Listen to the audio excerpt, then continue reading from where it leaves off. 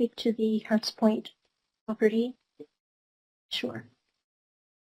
Just talking about Hartz Point and the acquisition of Hartz Point, I appreciate the uncertainty that local residents would have in that. And it is a catch-22 situation, and I'll just explain a little bit. But I just want to go backwards a little bit in terms of the rationale behind economic development and the municipality getting involved in that. Starting 4 years ago, we started to do a systematic sort of view of the municipality and the pros and cons of our economy, and it became quickly apparent that we're highly reliant on one industry, the fishing industry. And the lobster catches in LFA 34 and 33 have been declining since 2015, which leaves the entire Southwest vulnerable if that industry was to get into any trouble. So diversity has been the cornerstone of what we'd like to do as a municipality in terms of encouraging economic development. We have limitations as a municipality in terms of what we can do to encourage economic development. The most successful tools that have been used by municipalities in Nova Scotia have been land use bylaws, municipal planning strategies, and strategic land acquisition. Exit 12 at Bridgewater is a good example of strategic land acquisition by MODL, and then they were able to bring developers in to develop that. Burnside up in Halifax, Dartmouth Crossing, all very, very good examples of municipalities taking proactive steps in terms of strategic land acquisition and encouraging developers to come in. The catch-22 I was talking about with Hartz Point is difficult because, you know, we had always kept our eye on Hartz Point because it was such a strategic property. It's the only large property on the entire harbor. It's over 500 acres. There's no other property of that size on the harbor, and it's been dormant since the 1700s. We became aware that the church were interested in selling it, and the concern was that it could be sold to, let's say, you know, a wealthy individual who's going to build a mansion on it, and then it has no value to the community at all.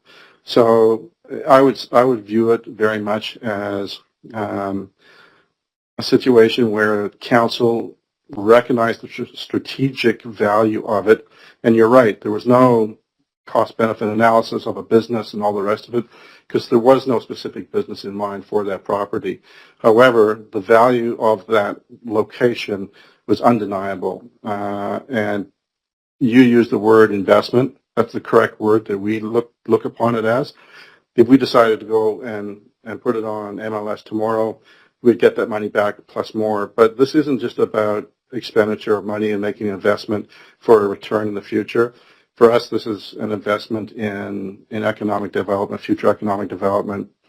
One of the points you made there was about getting community feedback on that. And one of the things we did do in our land use bylaw, we designated that whole area a special area of interest, which means that any developer that comes in there with an idea has to have a plan that comes before council, but it also has to engage in public consultation. So the public whoever comes in there is forced to engage with the public. We also have agreed with the church that if any developer that comes in there, we'll make sure that some form of community benefit agreement is in place for the local community of Hartz Point. And you're right, the committee was created afterwards. One of the committee members, the chairperson, is actually a resident of Hartz Point. Council doesn't view development of Hartz Point in terms of like a factory coming in or something like that. The idea would definitely be to have something that is going to provide jobs for the community, but fits in with the local character of the point and the character of the community around it. If you ask me what that is, I can't give you an answer to that right now.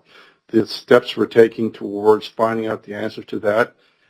So right now we're going to go out and get a LiDAR survey done of the property so we know the topography of it accurately. We're going to be doing an archaeological study of the property to find out, what areas need to be preserved for future. And then at the next budget cycle, we'll be probably requesting council set aside funds for us to get a consulting firm to come in and identify a range of possible uses for Hartz Point that would benefit, the wider community. That committee, who's got 4 community members and 3 council members, would then review that and come up with, I guess, suggestions up to council as to what that use would be, that end use for the property. At that point in time, council would then make a decision and then give staff instructions on how to pursue that. With public input or just amongst council? Because it's a special area of interest. Well, your public input is your committee, right? Your economic growth committee. So you have the ability to sit in on those meetings and review those meetings, and you can talk to the committee members, outside of the committee time, to give them your views and all the rest of it. You can write into the committee directly if you want to the chairperson, to take into consideration your views. Local residents to Hartz Point can do the same. So I think we've addressed the ability for citizens to be engaged in that process. And ultimately, this is an investment not just for financial investment, but it's an investment in diversity of our economy. We think that that's something that is very important to us. And I hope it is, and it very well could be the best thing that ever happens, but without transparency, we can't be on that same page, right? I mean, without knowing, right? So, and I'm sympathetic to that, but the reality is that if we did go out to the community when we heard that it was possibly for sale, there'd be 30 other people wanting to buy that property, and it could be, like I said, a property owner just going to build a mansion, and then the wider community sees no value to that at all. So that was a difficult decision by us, right? And we thought, okay, if we really want community development for this property, we are going to have to do it in camera. And so that was a strategic decision we made, because I think if we didn't do that and we did involve community right at the beginning, we wouldn't have that property right now, and I don't think we'd see the future benefit of it. And I can understand that risk, but then in turn, it makes us feel this is involves us, and it's our money and our taxes, and it just seems like we should have had some. But I understand the risk of not getting that. I totally get that, and I understand what you're saying. Mm-hmm. If there is any future strategic land acquisition, it'll be done with the Economic Community Growth Committee, mm-hmm. who has the majority of citizens on it. So they will have control of that process. Thank you. Yeah, the 103 property. I mean, we didn't talk about that, but No, we didn't. That's the other one. That property, once again, was a situation where there was perspective for that we spent on it so far. And the money that we'll be spending shortly is going to be looking at doing studies with regard to infrastructure, like you said, water, sewer, how that would have to be developed going forward. And we would not have the philosophy of us spending those huge amounts of dollars to that, but we'd be looking for developers to come in and spend that money themselves. But we are in the process right now of, we have engaged a company to do a market gap analysis. So the whole idea is to identify between Yarmouth, Bridgewater, and the local town where the gaps for local commercial development are, and whether or not we can attract any of that commercial development into here with, at the same time, not competing with commercial businesses in town.